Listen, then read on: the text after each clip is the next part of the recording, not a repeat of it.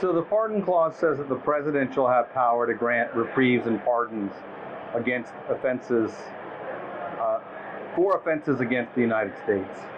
So it means the president can pardon people who've committed offenses against the United States. So it's a very short clause. It's about 20 words, but its impact is, far beyond those 20 words. Because what it means is that the president can basically diminish any sentence that a accused or criminal might face. The president can completely forgive the crime, and then there's no consequence for having committed it. Or the president can commute the term of imprisonment from 10 years to 5 years. The president can delay the imprisonment.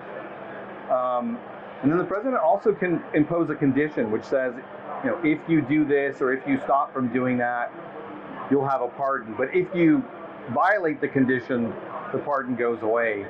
So it gives the president rather sweeping control over the criminal process and even the civil process when the U.S. has an interest. And we're seeing that play out today when as President Trump issues so many pardons. I think, probably the most famous recent example, would be the Nixon pardon by Ford. A lot of people thought that President Nixon should be prosecuted. President Ford said he believed the nation should put that whole episode behind it, and so he pardoned Nixon, and it was a huge firestorm. Of course, more recently, President Biden pardoned his son and family, and there were a lot of people upset about that.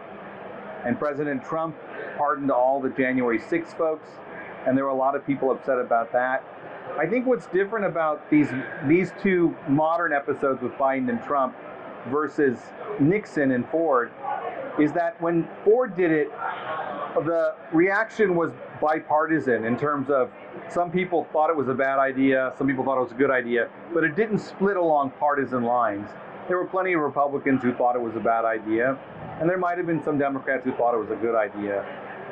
What's happening now is the pardon is being used for political purposes, and people are reacting in partisan ways, which actually means that things that might have been extremely controversial 30 years ago are slightly less controversial because 40% of the country is apt to approve of them, merely because of the person issuing the pardon. So another way of thinking about it is presidents are so in command of their party and have such fierce loyalty attached to them that whatever they do, many people approve of it merely because they have this devotion to this person in a way that wasn't true 40 or 50 years ago. Yes, as to the U.S.-Indo, relationships, it's in a bit of a trough, as you know, that the President Trump is doing all kinds of things that aren't in the interest of India.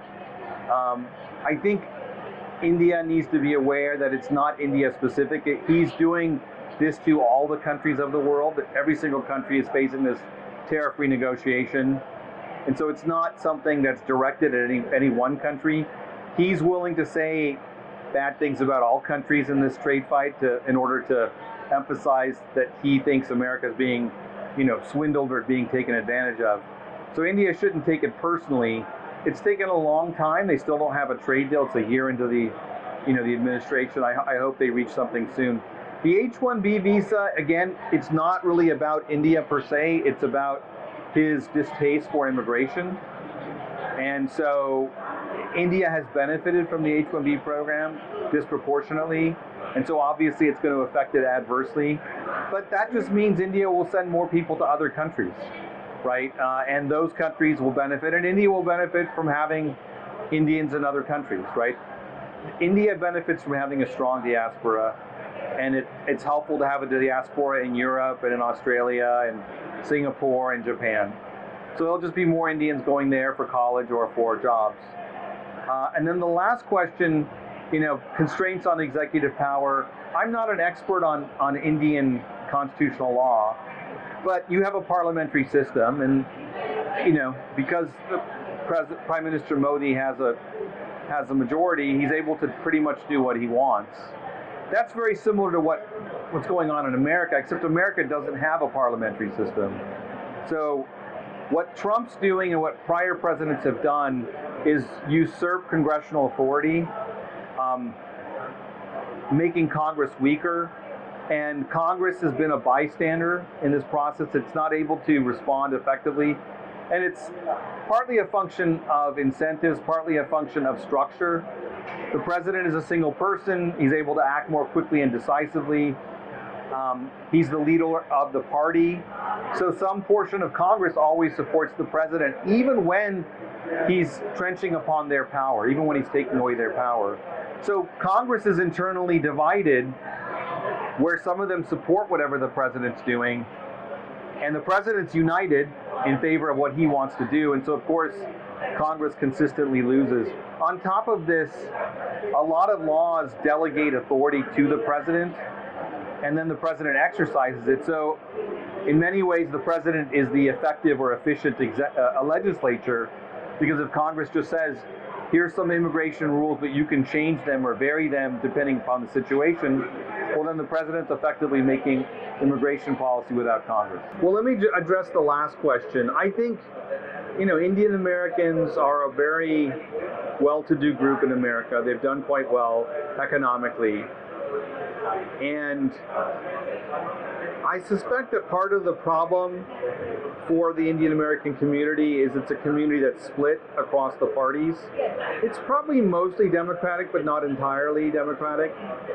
And what that means in part is that no one party feels the need to cater to their wishes or desires in a way that would be true if the Indian American community was all behind one party.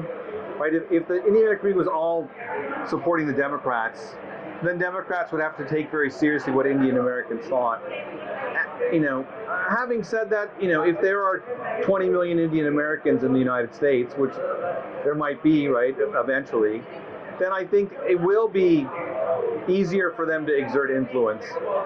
Influence comes from voting, but it also comes from donating, it comes from running, and there are other ethnic groups that have done quite well, even though they're a small portion of the population. You can think of the Irish, you can think of Jewish Americans, right, where they have plenty of members in Congress. I mean, there are a lot of Indian Americans in Congress, actually a huge amount given the number of people in the United States, I think. There weren't any, right, 20 or 30 years ago. So I think, Indian Americans, if they want to have a voice that's stronger, they're better off uniting. The problem is that they just have disagreements amongst each other about the direction of America. Now, what was the other question? Does